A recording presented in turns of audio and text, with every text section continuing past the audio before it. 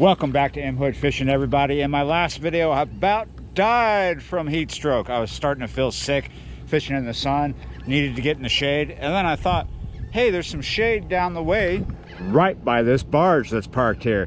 Sometimes catfish will hang out underneath these parked barges.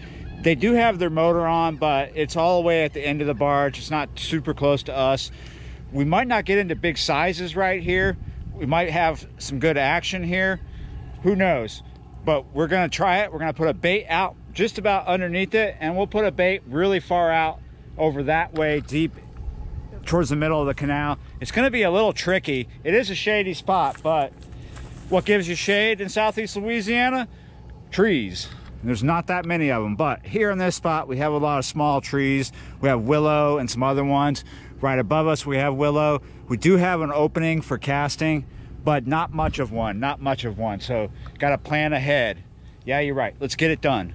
For the moment, we're going to put a small bait as close to that barge as we can. This is a 6/0, 50-pound mono is the leader.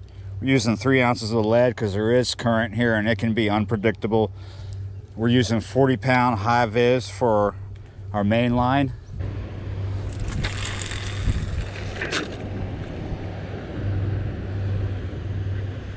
Got it right up under there that time.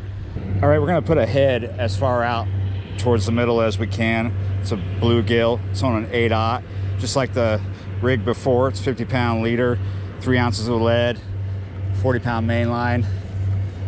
Let's see if we can do this. This is not an easy spot to cast out of.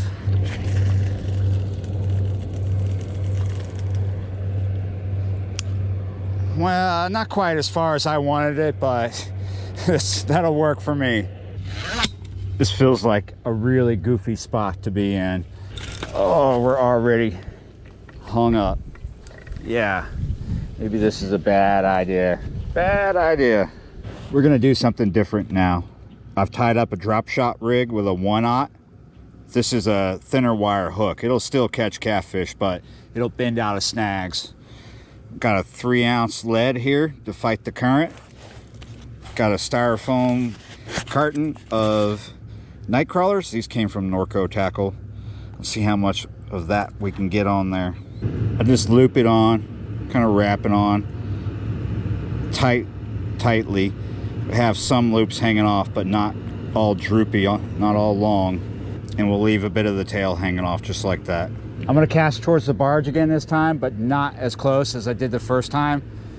Let's see what happens. Just in front of it, but nowhere near where I got snagged. We'll see. This is from a pleasure boater. People are skiing in the canal. See, I told you, people skiing. Whoa. Oh yeah, nice and easy. But there's a problem right there. There's no bait on that hook. Whoa.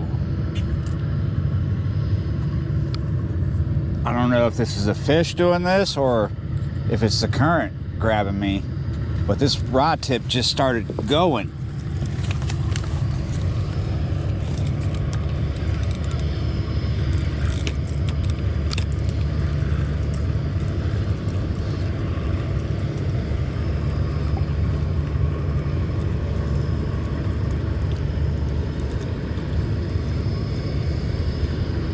I think the current is really strong by that barge. It keeps stripping the night crawlers off really fast. So we're going to put a small piece of bait on this 1/0 and see if we can pick up something.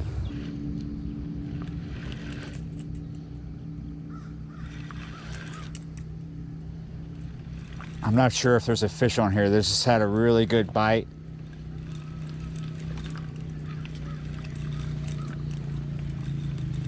Yeah, there is a fish here. Look at that. Wrapped up like a package. Hook's in the mouth. He's not snagged. We got us a little channel cat. Finally got something here. Just a little guy. I'm gonna let him go right away.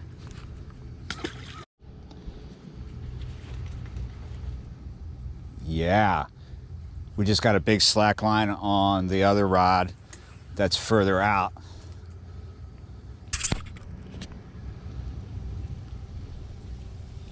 I'm just going to take the slack out. I think something might be with it, but I want to let him have it before I start to react. I don't know what that was. That could have been a crab. I'm not sure what was going on there. Something gave me a slack line and was messing with the bait. Could have been a crab. Sometimes crabs will do that. I never saw a bite. I just saw the line go slack and then pick up and then go slack again. Could be a crab, but I'm gonna let it sit for a little bit longer, and I'm gonna have to pull it up and make sure the bait's okay. Could be a fish messing with it though. That's what I want, right? That's what I hope for. Oh, getting a bite again here. I hope it's not a crab. It's the same thing. It's giving me a slack line, then takes my slack line away. Doesn't really bend the tip a lot. That might be a crab. They'll pick up the bait and just try to run off with it.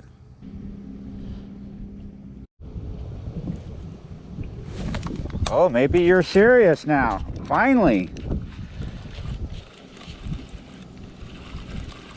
You're not very big if you're even there. Maybe I should do something about this. Finally. This is on the drop shot. He started beaver tailing before I even picked up the rod. We're right on top of sunset. I've just been sitting on this spot for the longest. I thought the only good thing about this spot is the shade, because I really didn't feel good from the sun. So fish number 2 at this spot is coming up right now. And this is actually on a piece of gut pocket. Let's see what we got here.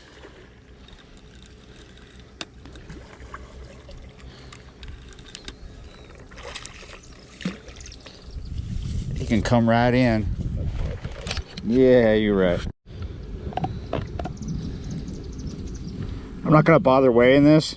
Maybe 4 pounds or less. It's a nice blue cat. Usually I pick up channel cat when I fish with gut pockets. It's a really great bait for channel cat, but not this time. Well, we did get a channel cat earlier on cut bait, but nice little blue cat on the gut pocket. Yeah, you're right. I'm gonna just let him go like that. I am wrapping it up right now. We're just past sunset. This spot was just about worthless. Maybe it would have been better if this riverboat attached to the barge didn't have their motor on.